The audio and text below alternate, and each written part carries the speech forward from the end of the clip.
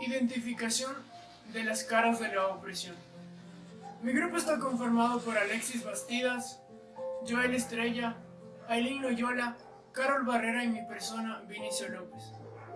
Para el desarrollo y la identificación de las caras de la opresión, nos han otorgado el caso penal Miguel Castro Castro versus Perú, en el cual nos hemos basado en los hechos para identificar y desarrollar las caras que puedan manifestarse en estos hechos.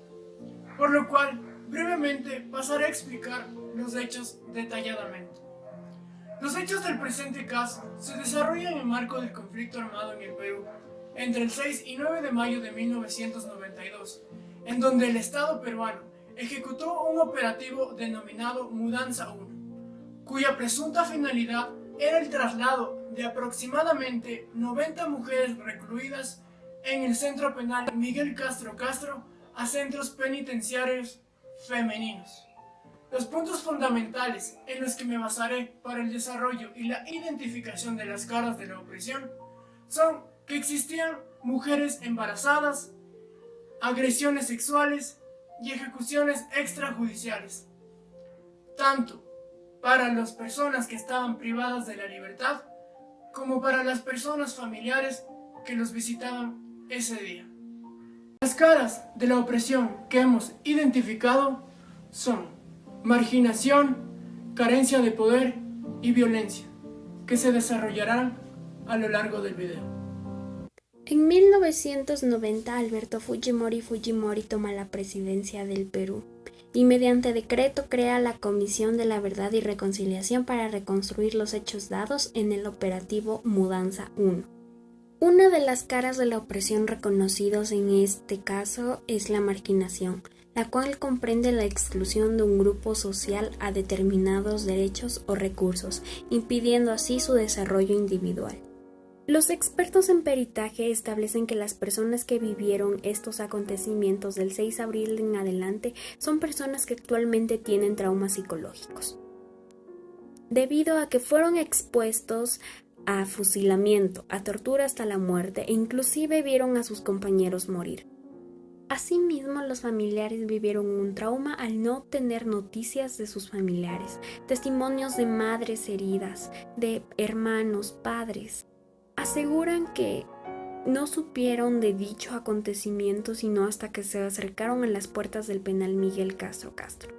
En la presente sentencia podemos presenciar que como una cara de la opresión, en este caso se dieron varias violaciones a derechos humanos, como es el derecho a la vida, la protección de la dignidad y la honra, la libertad de expresión y pensamiento. También se violó el derecho a la integridad personal, también a las garantías judiciales y protección judicial. También se violaron artículos de la ley para prevenir y erradicar la violencia contra la mujer. También se violó la prohibición de la tortura, ya que, como pudimos ver en los hechos del caso, hubo una actuación extrajudicial por parte del poder público, ya que las víctimas fueron encerradas, fueron incomunicadas con sus familiares. Muchas veces este caso quedaron en la impunidad. También se dieron casos que las mujeres embarazadas fueron violadas, torturados también.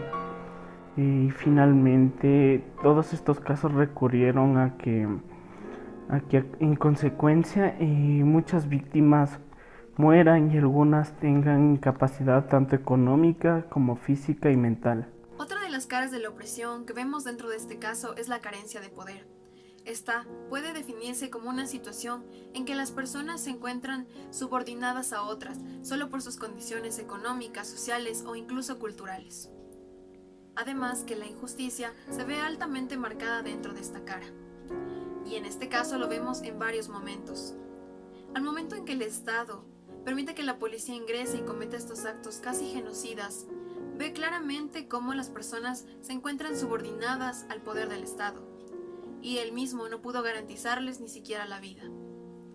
En el momento en que el pabellón de mujeres fue atacado, y muchas de ellas fueron violadas, vemos cómo ellas, debido a su condición de debilidad, se vieron subordinadas frente a los policías. En el momento en que las personas que estaban fuera y que eran familiares de las víctimas no pudieron tener acceso a la información y no pudieron saber qué sucedía con estas personas, también estaban subordinadas. Al no poseer poder, ellos abusaron de eso. De igual manera, cuando salieron los heridos y se dirigían a casas hospitalarias para ser atendidos y fueron rechazados solo por ser parte de un penal, podemos ver cómo culturalmente estaban rechazados y esta cara se veía fuertemente marcada. Y es por esto que la Corte ha dispuesto, a modo de reparación, que el Estado dentro de un plazo razonable deberá investigar los hechos denunciados en el presente caso, además identificar y de ser necesario sancionar a los responsables, y para ello adoptar todas las medidas suficientes que permitan el esclarecimiento de todos los hechos del presente caso. A posteriori deberá divulgar públicamente todos los resultados de estos procesos penales. Asimismo, el Estado deberá adoptar todas las medidas necesarias para asegurar que los internos que fallecieron como consecuencia del ataque sean identificados y sus restos sean entregados a sus familiares con la celeridad posible. Además, el Estado peruano deberá diseñar e implementar programas de educación en derechos humanos dirigidos a los agentes de las fuerzas de seguridad peruanas. Dentro del plazo de un año, el Estado además deberá realizar un acto público de reconocimiento de su desagravio hacia las víctimas, declarando su responsabilidad internacional, y esto será para satisfacción de las familias en una ceremonia pública con la presencia de altas autoridades del Estado.